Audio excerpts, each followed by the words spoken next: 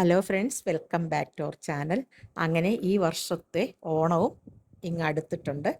അപ്പം നമുക്ക് ഒരു മാങ്ങ അച്ചാർ പെട്ടെന്ന് ഉണ്ടാക്കാൻ പറ്റിയ ഒരു മാങ്ങ അച്ചാർ, ഇഞ്ചിയും വെളുത്തുള്ളിയും ഒന്നും ഇടണ്ട.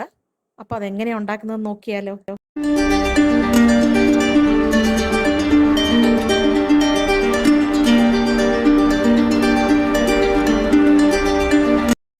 മാങ്ങ അച്ചാർ ഇടാൻ വേണ്ടിയിട്ട് ഞാനിവിടെ ഒരു 1/2 കിലോ മാങ്ങ എടുത്തിട്ടുണ്ട്. നല്ല പച്ച മാങ്ങയാണ് നമുക്ക് കിട്ടിയേക്കുന്നത്. അത് നന്നായിട്ട് വാഷ് ചെയ്തതിന് ശേഷം ഇതിൻ്റെ സ്കിന്ന് കംപ്ലീറ്റ് കട്ട് ചെയ്യാൻ പാടില്ല. നോക്കിക്കേ, ഇതേപോലെ വേണം കട്ട് ചെയ്യാൻ. അവിടെയും ഇവിടെയും ഒന്ന് ജസ്റ്റ് ഒന്ന് കട്ട് ചെയ്ത് വിടണം. ഇത് കംപ്ലീറ്റ് നമ്മൾ ഇതിൻ്റെ സ്കിന്നെല്ലാം കട്ട് ചെയ്ത് കഴിഞ്ഞ് കഴിഞ്ഞാൽ അച്ചാർ ഇടുമ്പോൾ കുറച്ച് ഭയങ്കര സോഫ്റ്റ് ആയിട്ടിരിക്കും. അപ്പം അത് പാടില്ലല്ലോ. നമുക്ക് പെട്ടെന്ന് അപ്പോഴുണ്ടാക്കി അപ്പം തന്നെ കഴിക്കാൻ പറ്റുന്ന ഒരു അച്ചാറാണിത്. ഇതേപോലെ കട്ട് ചെയ്യുക. അതിനുശേഷം നിങ്ങൾക്ക് ഏത് ഷേപ്പിൽ വേണമെന്നുണ്ടെങ്കിലും കട്ട് ചെയ്യാം. ഒന്നുകൂടെ കട്ടി കുറച്ച് വേണമെന്നുണ്ടെങ്കിൽ കട്ട് ചെയ്യാം. ഞാനിപ്പോൾ ഇവിടെ കുറച്ച് ഷേപ്പ് ഒന്നും ഇല്ലാതെ കുറച്ച് നീളത്തിലൊക്കെയാണ് കട്ട് ചെയ്തേക്കുന്നത്. അപ്പോൾ കട്ട് ചെയ്ത് അതവിടെ മാറ്റി വെച്ചു. എന്നിട്ട് അച്ചാറിടാൻ നമുക്ക് എപ്പോഴും ഇരുമ്പിൻ്റെ ചീനിച്ചട്ടിയാണ് ഏറ്റവും നല്ലത്. അപ്പം ഞാനിവിടെ ഇരുമ്പ് ചീനിച്ചട്ടി എടുത്തിട്ട് 1/2 kg മാങ്ങായ്ക്ക് ഞാനിവിടെ ഒരു 5 ടേബിൾ സ്പൂണാണ് നല്ലെണ്ണയാണ് ഒഴിച്ചു കൊടുത്തേക്കുന്നത്. നല്ലെണ്ണ ഒഴിച്ചു കൊടുത്തിട്ട് കടുക് ആണെന്നുണ്ടെങ്കിൽ കുറച്ച് കൂടുതൽ ഇട്ടിട്ടുണ്ട്. കടുക് നമ്മൾ ചതച്ചൊന്നും ഇതിനകത്ത് ചേർക്കുന്നില്ല.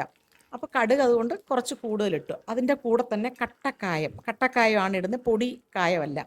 കട്ടക്കായ ഇട്ടാലാണ് മാങ്ങയ്ക്ക് നല്ല രുചി. അതുകൊണ്ട് കട്ടക്കായ ഇട്ടു. അതിനുശേഷം വറ്റൽമുളകും കൂടി ഇതിനിടണം.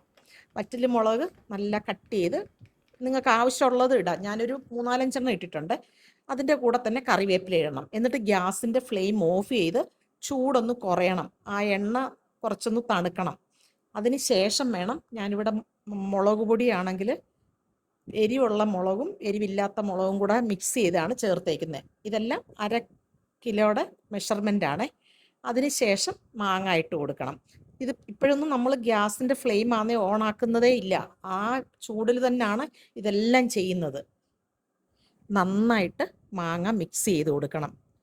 ഉപ്പാണെങ്കിൽ ഞാൻ കട്ട് ചെയ്തതിന് ശേഷം ഉപ്പിട്ട് വെച്ചിട്ടുണ്ടായിരുന്നു, അതുകൊണ്ടാണ് ഇപ്പോഴിടാഞ്ഞത്.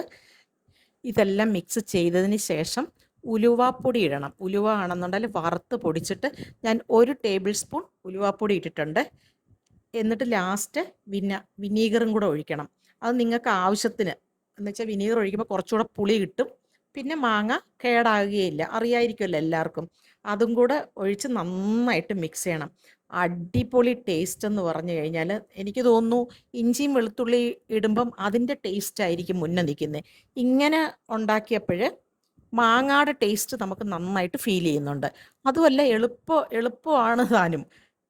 അപ്പോൾ എല്ലാവരും ഒന്ന് ട്രൈ ചെയ്ത് നോക്കുക. എല്ലാവർക്കും ഇഷ്ടപ്പെടും.